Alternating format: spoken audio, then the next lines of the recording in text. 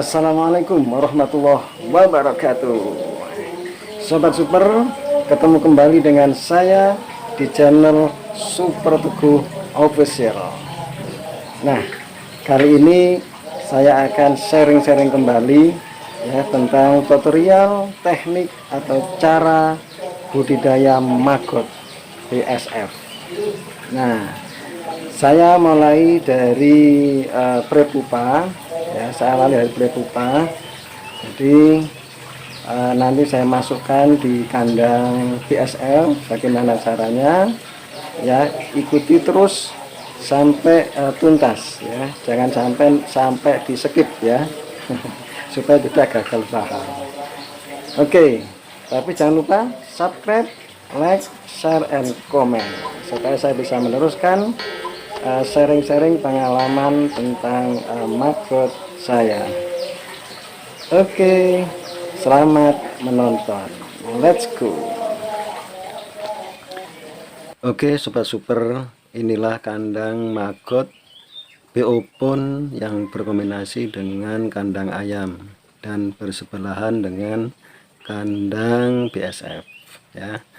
Nah, kali ini saya mulai dari pembibitan dari prepupa yang kita masukkan dari kandang BSF ini. Nah, ini calon bibit dari prepupa ya, nanti kita masukkan di ruangan prepupa atau ruangan pupa. Nah, ini nanti kurang lebih insya Allah 1 minggu akan menjadi pupa. Setelah itu kurang lebih 1 minggu lagi akan menetas menjadi lalat BSF. Nah, kita masukkan sudah bibit dari prepupa ya. Bagaimana kelanjutannya? Oke, nah selang 1 minggu kurang lebih ada yang menetas, ada yang belum. Nah, karena tidak bersamaan sehingga yang menetas hanya sedikit ya, yang ada di ruangan kandang BSF ini. Nah, sedikit ini kita manfaatkan untuk mendapatkan telur dari lalat BSF yang ada. Nah, untuk itu kita siapkan bahan-bahannya, tempat bertelur. Pertama kita sediakan bak untuk wadah traktan ya. Ini artinya bahan untuk memancing ya, bau-bauan, bisa dari kotoran kambing, kotoran ayam atau kotoran sapi, atau dari buah-buahan atau fermentasi yang pokoknya baunya menyengat ya, supaya terpancing untuk hinggap di tempat tempat telur yang kita sediakan ini, sehingga nanti si lalat ini akan meyakini dia akan bertelur di sela-sela kepitan sirap yang kita sediakan ini. Jadi seperti ini caranya kita menyediakan untuk lalat bertelur. Nah, kita tunggu ya selang kurang lebih mulai dari kawin ya 5 hari sampai 1 minggu ya. Langkah selanjutnya penyemprotan air ke kandang BSF ya. Gunanya yang pertama untuk air minum, yang kedua bisa untuk lebih bergairah para lalat untuk kawin ya, lebih bergairah gitu. Nah, yang ketiga menjaga kelembapan udara di dalam ruang BSF ya, ruang lalat ya, supaya tidak terlalu panas ya. Tapi perlu diperhatikan cara penyemprotan yang tepat, harus air keluar dari semprotan itu seperti salju jadi kecil, jangan sampai terlalu kenceng atau besar akhirnya kena bulu lalat akan mati. Lakukan secara merata di dinding kandang BSF, boleh lebih dari 1 kali. Oke, ini sekarang kita ambil selang 1 mingguan sudah mulai bertelur ya. Jadi walaupun sedikit kita tetap ya dapatkan telurnya ya. Ya, kita tetap ambil. Nah, nanti tetap kita tempatkan untuk penetasan ya. Jadi ini ya, di sela-sela itu ada telur yang sudah siap untuk kita tetaskan. Nah, inilah cara kita mau menetaskan telur. Kita siapkan wadah, bak kecil, kemudian kita kasih makan calon makanan untuk larva nanti ketika sudah menetas ya, sedikit, nggak usah banyak-banyak. Nah, kemudian ini bisa ampas, bisa dedak ya. Nah, sedikit aja bahannya. Nah, kemudian kita siapkan nanti di atasnya yaitu kertas, ini kertas minyak yang saya gunakan, bisa tisu atau yang lainnya ya, kecil aja, harus di tengah-tengah calon makanan. Berikutnya kita mulai untuk meletakkan atau mengambil telur yang sudah ada di pinggir-pinggir sirap ya, yang kepitan sirap tempat telur itu. Nah, kita keris satu persatu, kita tempatkan di tempat kertas yang sudah kita sediakan tadi. Nah, jadi kita ambil satu persatu, kita sisir, boleh pakai pinset atau pemes, yang penting pokok bisa untuk menyisir. Nah, jadi dengan sangat sabar dan telaten satu persatu ya, selama itu ada telur yang menempel ya, kita kumpulkan, nanti akan sedikit-sedikit terkumpul, juga akan menjadi banyak. Cuman yang sekarang karena lalatnya itu sedikit, yang bertelur pun juga sedikit, jadi terbatas, hanya beberapa. Jadi kalau ini semua terkumpul tidak begitu banyak ya, kalau juga tidak saya timbang ya, hanya perkiraan aja, kemungkinan setengah gram, kalau enggak 1 gram, 1 gram mungkin hampir ada lah, 1 gram, setengah gram lebih lah. Jadi ini panen perdana menurut saya, pengalaman pertama ini sudah luar biasa. Yang penting niat dan tekad, mau ya melakukan ya action dengan keterbatasan modal, katanya ternyata juga bisa dengan pelan-pelan. Oke, sudah selesai. Nah, ini hasil telur tadi yang kita panen ya. Nah, jadi sudah kelihatan ini, kalau 1 gram insya Allah belum ada gitu ya, mungkinan lah setengah gram lah ya. atau lebih, yang penting ini sudah bangga saya. Oke, 1 minggu. Nah sekarang kelihatan maggot kecil atau maggot muda. Kemudian supaya teman lebih luas, saya pindah ke bak mandi bayi daripada nganggur gak ada bayinya. Nah karena jumlahnya masih sedikit, nah akhirnya saya cari tempat yang lebih luas sedikit.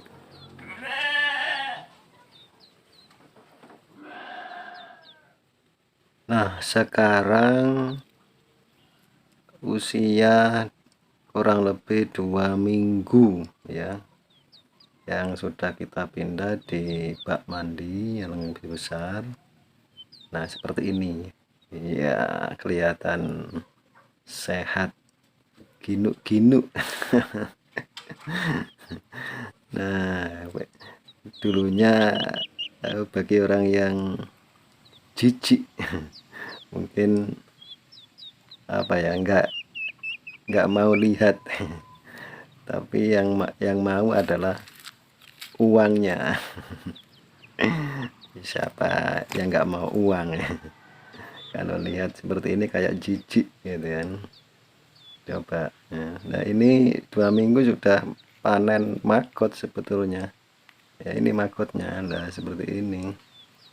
Nah ini sudah siap untuk jadi pakan, bisa untuk ternak ya, ayam, bebek, dan unggas yang lain, burung bisa ya, bisa puyuh dan lain-lain, termasuk ikan lele, gurami, dan lain-lain. Wah luar biasa. Jadi banyak sektor yang akan bisa ditembus untuk maggot. Makanya bagi teman-teman yang berminat untuk budidaya maggot, wah sangat beruntung sekali, karena ini sudah bisa tembus berbagai sektor ya, termasuk peternakan dan sekaligus pertanian, karena sisa makanan dari maggot atau namanya kasgot, nah ini mengandung pupuk organik yang pernah beberapa teman yang katanya di lab kan itu kualitasnya ya tinggi lah begitu ya, kualitas organiknya tinggi. Nah karena mengandung kualitas pupuk yang tinggi, makanya ini juga laku juga di pasaran. Nah sekaligus juga bisa membantu para petani untuk mengurangi kos biaya operasional pertaniannya. Nah ini makanya banyak peluang kalau kita mau budidaya maggot ya.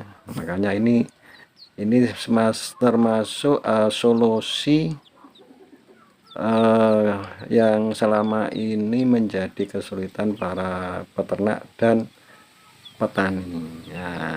Ayo makanya teman-teman ikuti bagaimana maggot bisa berkembang di Indonesia sangat pesat. Oke, sekarang kita siap untuk kita pindah karena sudah kelihatan maggot dewasa, mungkin akan membutuhkan lahan yang lebih luas ya. Kita pindah ke tempat yang lebih luas, yaitu biopun yang kemarin kita siapkan. Nah kita taruh di sini, walaupun cuma sejumlah sedikit, tapi karena ini sudah maggot dewasa ya, jadi mungkin persiapan untuk menjadi pre-pupa atau pupa. Karena terus terang saya berniat untuk mengembangkan terus pembibitan maggot ini ya. Jadi sengaja untuk awal ini saya tidak saya jadikan makanan dulu, saya bukan untuk konsumsi dulu ya. Saya sengaja untuk saya kembangkan terus sampai berkembang banyak ya. Ya itu jadi memang awal saya coba untuk ambil prepupa sedikit karena ini baru awal perdana saya praktek budidaya maggot ya, BSF langsung. Jadi saya tidak terlalu banyak ya, saya sedikit tapi saya kepingin benar-benar melakukannya dengan baik dan benar gitu ya. Saya mencari pengalaman pertama ini seperti apa ya, saya jadikan pelajaran ya, jadi untuk lebih baik lagi ke depannya. Nah seperti ini ya, bagaimana kalau kita lihat maggotnya kelihatan seperti set ini ya, belatung. Jadi ingat bahwa ini bukan belatung ya, kalau belatung itu anaknya lalat yang di kampung lalat rumahan atau namanya buyung gitu kan, itu yang membawa kuman. Kalau ini maggot adalah anaknya apa, lalat hitam. Nah yang memang kelihatannya di tempat-tempat kotor tapi menjadi pembersih ya, pembersih tempat kotor. Jadi semua sampah dan kotoran dibersihkan.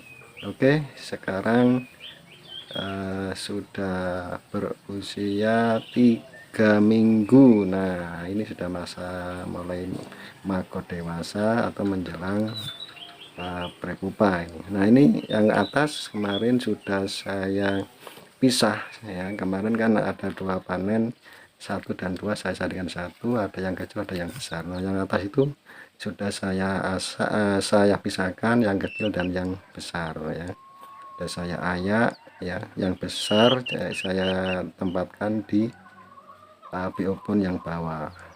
Nah ini seperti apa keadaan sekarang ya, kita lihat. Jadi ini sudah mulai tidak begitu bergairah untuk makan, jadi banyak yang sudah mulai mencoklat badannya atau mulai menghitam. Nah itu sudah mulai menjadi prepupa, sudah tidak bergairah makan. Nah ini sudah mulai berpindah atau migrasi untuk mencari tempat-tempat yang sepi, tempat yang bersih ya, sudah tidak mau makan lagi ya. Nah ini jadi banyak tiap hari maggot yang sudah kelihatan tua ini sudah mau migrasi, dan semenjak ini namanya prepupa yang sudah kelihatan apa, menghitam.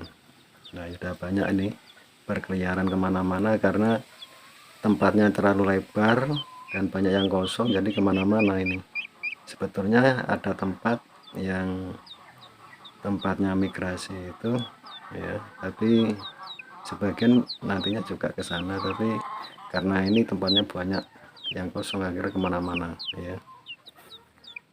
Nah jadi seperti ini proses awal sampai akhir jadi menjadi prepupa kembali. Sekarang kelihatan ini semuanya sudah tidak berkira makan. Ini sudah saya kasih makan lagi beberapa kotoran tapi gak begitu banyak reaksi.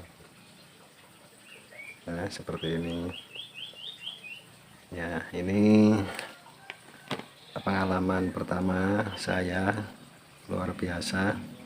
Dan ini setiap hari saya kumpulkan yang prepupanya, dan alhamdulillah dapat satu bak kecil ini sudah saya pisah ya, saya tempatkan di bak, ternyata juga lumayan banyak ya, hampir sama dengan bibitan pertama. Nah ini jadi ini hasil panen telur perdana ya, tapi sekarang sudah menjadi bibit kembalinya, jadi terus berputar untuk menjadi apa, bibit lagi, dari lalat, nanti dari telur lagi. Nah telurnya nanti akan semakin besar lagi ya, akan bertambah lagi, karena untuk bibit yang pertama itu masih sebagian masih ada ya. Jadi ini penambahan lagi dari maggot atau yang dari telur yang pertama sudah jadi bibit lagi ya, jadi prepupa lagi. Nah sekarang kita pindahkan ke ruangan prepupa seperti kemarin ya, kita taruh di sini. Nah ini tempatnya prepupa, ruangan harus gelap ya, karena mintanya ini tempat bertapa ya harus gelap, dan puasa tidak makan selama 1 minggu ya jadi prepupa, dan seminggu lagi jadi pupa. Mantap. Oke sobat, sampai di sini video ini, dan terima kasih, semoga bermanfaat, dan sampai jumpa kembali pada video berikutnya. Wassalamualaikum warahmatullahi wabarakatuh.